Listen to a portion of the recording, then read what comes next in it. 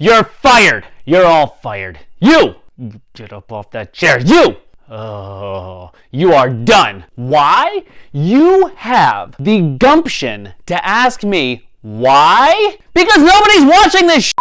Okay, so this was a very, very common occurrence back when I was running big social video teams, is that over and over and over again, gigantic video teams would rise and gigantic video teams would crumble to the ground. And I think one of the reasons why I was able to keep my teams going is because of strategy. I want to share with you exactly how to build a social video strategy that works, is scalable, and that anyone can do no matter how big your team is.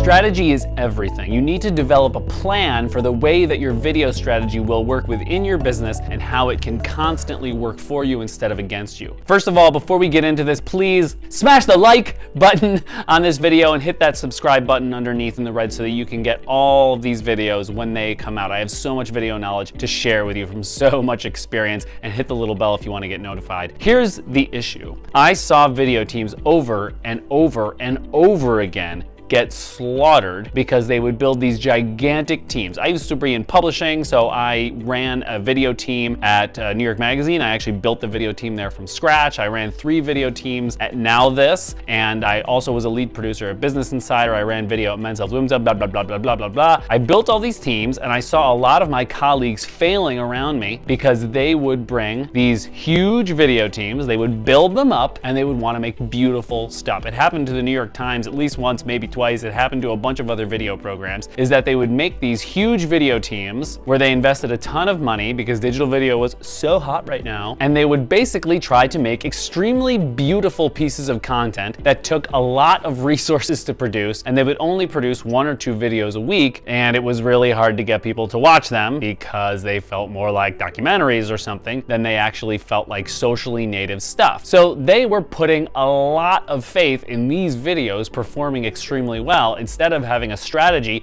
that matched the behavior of people online. So here's how I worked my video teams. We focused on volume and we focused on native content. It's got to be a volume game. You prepare every single video you make to go viral. I have a system for that. It's called the Hero System. There's a link in the description. And then you build a team to produce that video very quickly. The whole point of the system is to build effective video very quickly. Now, not every video is going to go viral, obviously. Virality is kind of like playing poker. It's 60% skill and 40% luck. But you always win, not the house, over time, right? And so what ends up happening is that you build this team that prepares so much for virality by creating volume and creating optimized native content that you can succeed. So here's the way that I structured my teams, and I'll show you a little bit later how you can learn from it. So the way I built my New York Magazine team is actually the best example. So the first thing that I did right off the bat was I said, we need a writer. We need someone that can write these videos and churn them out. So he or she can write 5 or 6 video scripts and then hand them off to producers that will just then work to produce these videos in about an hour. And I pursued objectives across my team to allow them to be able to do that. We put templates in place. We had very locked down systems and processes to make sure that everything was streamlined to get there. So what was happening all the time was ideas were being generated. Pitches would happen. Certain producers had goals of how much they should pitch.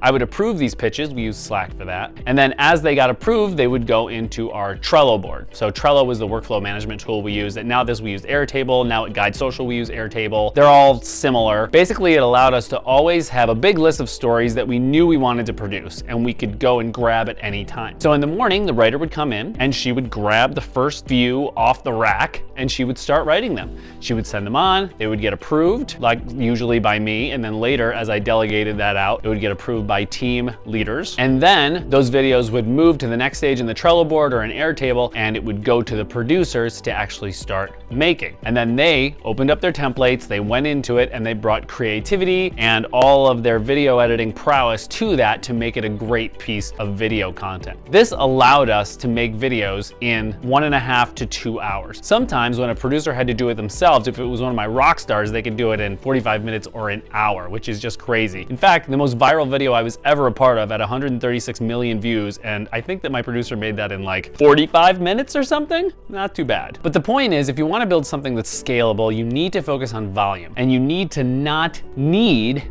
every single piece of content to blow up the internet, because that's just not how it works. Some stuff is just not going to get attention the first time around. It's okay to recycle it. Happens all the time. The internet is ephemeral. Keep posting stuff. It's fine. Keep iterating. It's fine. Not everybody is seeing every piece of content you put out. It's okay to build on your strengths in that way. So by building a system around volume, templates, processes, and native content with the hero system there to tie together the editorial elements and make sure that this was good quality content that was going out for the brand, we were able to get billions and billions of views. And this is at all the places where I was running these video teams. I kept building this system and bringing it into each of these places that I ran video teams. And if we didn't have a writer, sometimes the producer would do it in certain situations, and then the producer, we would just train them up on everything. So it's all about training. It's all about having that process that you get people into, and then harnessing their creativity, enabling their creativity. So they don't just feel like they're just video editing and doing nothing else. We don't want them to feel like video editors. We want them to feel like producers, because that's what they're doing. They're putting creativity into action. Now, if you're just a team of one, it's just you, or a team of two, you're probably thinking to yourself, I don't know how to do this for myself. No way, you totally 100% can.